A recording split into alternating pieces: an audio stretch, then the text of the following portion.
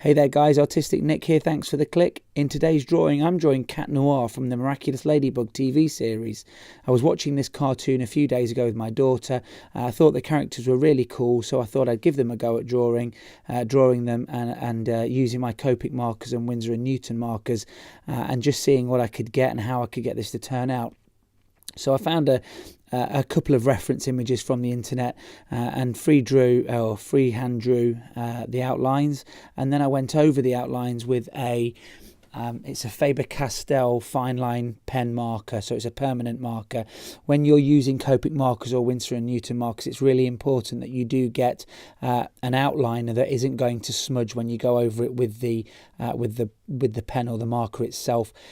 The Copic markers and the Winsor & Newton markers are alcohol based, and what that means is it's going to break down the pigment that's sort of in the pen. So if you're not getting the right one, it's going to smudge and smear, because that's how you blend with these pens. So you can get great gradations from darker to lighter areas, and it just makes the drawings look more realistic and more three-dimensional.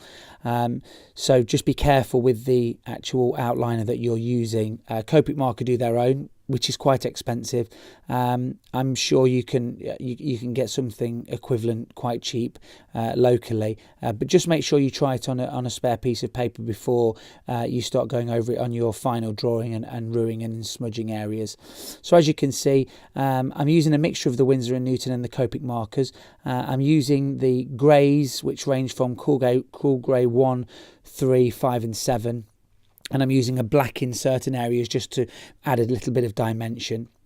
For the face, I used cotton pearl and a sand colour for the darker areas on the face, underneath the nose and around the chin area. For the eyes, I used a combination of green, yellowish green and acid yellow at the very bottom, and then black for the pupil. And then for the lighter areas, I used a Pentel Signo Broad pen, which is a white, almost like a Tipex, just to bring out, you can see there, the wetter areas of the eye and the shine, just to make it look slightly more realistic. For the base of the hair, I used a yellow Copic marker, and then I went in with a sand colour, and then finally I used a standard brown Copic marker. And for the very, very darkest areas of the hair, I used a cool grey 7. So that just sort of gives you, again, that dimension. So even though the hair is blonde, I did use a combination of browns and blondes in there, and even with some dark greys. So we're nearing the end of this drawing now. What I'm doing now is just adding a border background, which just makes the cartoon character stand out from the page. It gives it that look as though it's popping out of the page. But before we get to the end, I just wanted to thank you guys for watching. I hope you enjoyed this. Don't forget to subscribe to the channel if you like this type of artwork. Let me know in the comments below if there's something you'd like me to draw in future videos, and I'll see you guys in the next video. Thank you so much for watching. Have a great day, and I'll see you soon.